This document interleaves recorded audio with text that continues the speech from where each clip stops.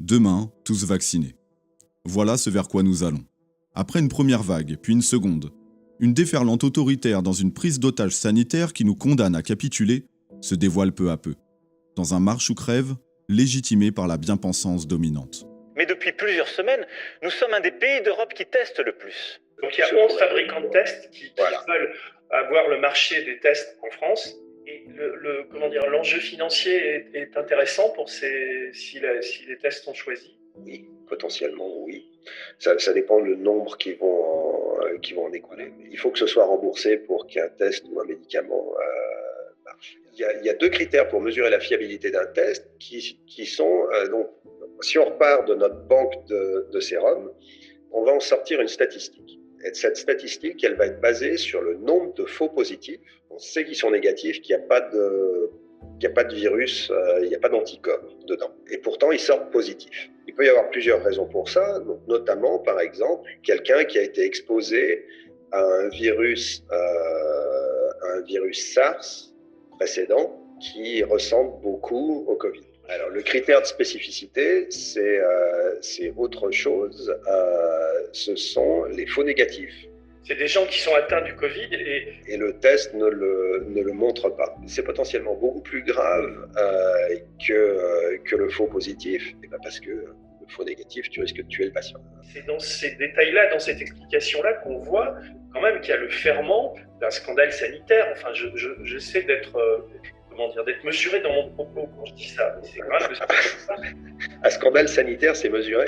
Comme je l'ai déjà développé dans une vidéo que j'ai postée le 14 avril 2020, toute leur stratégie repose sur les tests. Ce sont leurs résultats qui leur donneront l'argument du contrôle ainsi que des mesures totalitaires et qui légitimera la vaccination obligatoire. Le problème n'est pas seulement le vaccin lui-même, mais tout ce qu'il représente, ne nous laissant aucune alternative, aucun échappatoire, mis à part celui d'attendre qu'ils nous disent ce qu'ils nous réservent, sans que nous n'ayons aucun moyen de nous assurer qu'il n'y a aucun risque. Nous devons alors nous reposer sur la parole d'un gouvernement qui a trahi la France et qui se repose lui-même sur des lobbies pharmaceutiques avec lesquels il a des conflits d'intérêts et qui brasseront des milliards avec le vaccin. La question de l'obligation, quant à savoir si c'est acceptable ou non, réside en son terme. Il y a deux lectures. L'obligation au sens moral, qui est celui de porter une responsabilité. Puis, la seconde, celle qu'ils appliqueront. L'obligation qui est l'action d'obliger, de contraindre une personne à donner, à faire ou à ne pas faire quelque chose.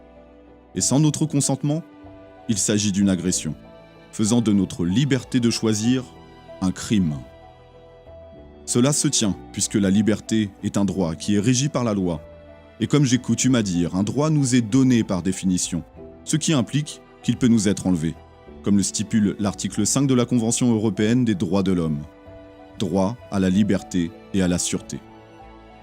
Toute personne a droit à la liberté et à la sûreté. Nul ne peut être privé de sa liberté, sauf dans les cas suivants et selon les voies légales. S'il s'agit de la détention régulière d'une personne susceptible de propager une maladie contagieuse. Comme je l'évoque dans Un vaccin sur la tempe, l'obligation vaccinale concernera en premier lieu nos enfants comme stipulé dans l'article L3111-1 à 11 du Code de la santé publique pour qu'ils soient acceptés en collectivité. Et étant donné que le gouvernement interdira à la rentrée prochaine l'école à domicile, tous les enfants seront concernés.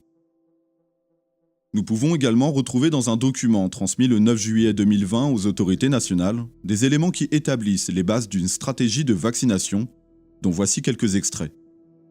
Si une vaccination obligatoire n'est ni souhaitable ni envisageable, une stratégie de vaccination fondée sur des choix purement individuels peut manquer d'efficacité et se révéler injuste socialement. Ces doutes sont confortés par divers phénomènes inhérents à la vaccination. Des réponses immunitaires de faible ampleur chez certaines personnes vaccinées peuvent être la source d'inquiétude.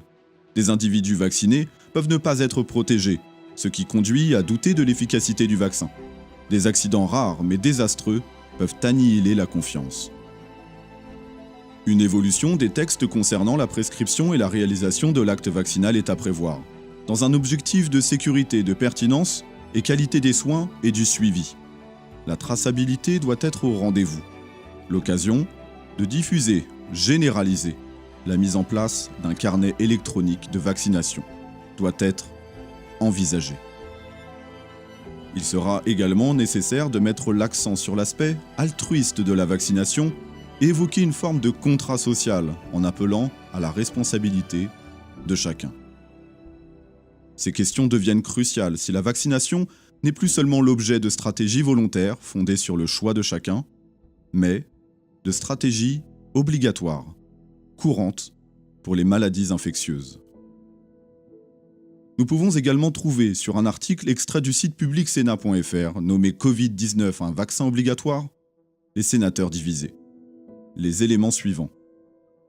Vers une vaccination obligatoire, si le vaccin venait à prouver son efficacité, se poserait alors la question d'une vaccination obligatoire. Reste à déterminer les modalités d'une telle vaccination. Peut-on vraiment obliger des personnes adultes à se faire vacciner ? Se demande la sénatrice Catherine Procaccia, qui rappelle que les 11 vaccins, aujourd'hui obligatoires, sont imposés aux jeunes enfants au moment de leur adhésion à certains lieux de vie collective. La question sera quoi qu'il en soit vite réglée, alors que le sénateur René-Paul Savary dit qu'il faut prendre le taureau par les cornes devant la gravité de l'épidémie. Et ce, avec le soutien de Gérard Larcher, président du Sénat, qui a dit publiquement sur RTL le 15 novembre dernier qu'il était favorable à l'obligation vaccinale. Celui-là même qui a approuvé la réforme des retraites jusqu'à 63 ans, lui qui percevra un minima de 2 000 € à cet effet et aux frais du contribuable. La crise, oui, mais pas pour tout le monde. Mais qui sera responsable en cas d'effet secondaire ? Et pour reprendre les mots du document que j'ai cité précédemment, ce qui a conduit à douter de l'efficacité du vaccin concernant des accidents rares, mais désastreux, qui peuvent annihiler la confiance des Français. Qui en fera l'objet ? Si je mettais face à vous 1 million de verres d'eau, dont un seul contiendrait une dose mortelle de poison, vous invitant à laisser vos enfants en choisir un chacun leur tour, accepteriez-vous ? Nous n'avons aucun recul, aucun concernant les risques liés à ce vaccin. Et ce n'est pas moi qui le dis. Pour répondre à la question de la responsabilité, un article du 10 septembre 2020 mentionne les éléments suivants. Une situation unique.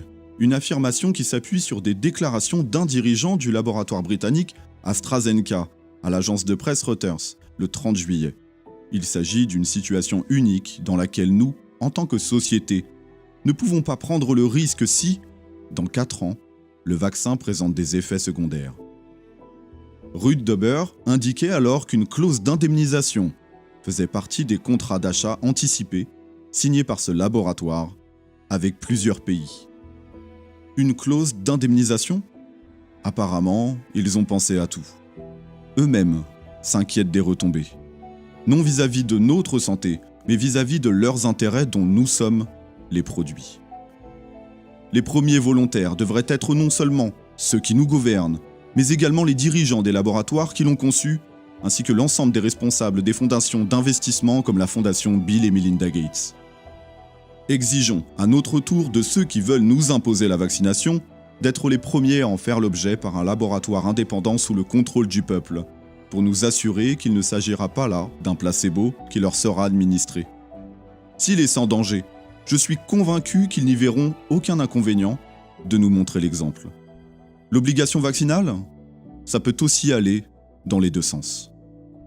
Pour ma part, tant qu'il n'y aura pas une totale et complète transparence sur leurs mensonges, sur les conflits d'intérêts, sur les composants du vaccin, mais aussi sur les risques réels de leur administration, avec un document impliquant la responsabilité des États à assumer l'intégralité des conséquences en cas de complications, je resterai fermement opposé à une quelconque contrainte visant à mettre en danger mon intégrité et celle de nos enfants. Je suis pour la paix, mais être pacifiste n'est pas synonyme de non-violence. Je saurai, comme beaucoup d'autres Français, me défendre si cela est nécessaire. Œuvrons pour notre libération. Que Dieu vous garde et paix sur vous. C'était Jeffrey, et je vous dis à bientôt.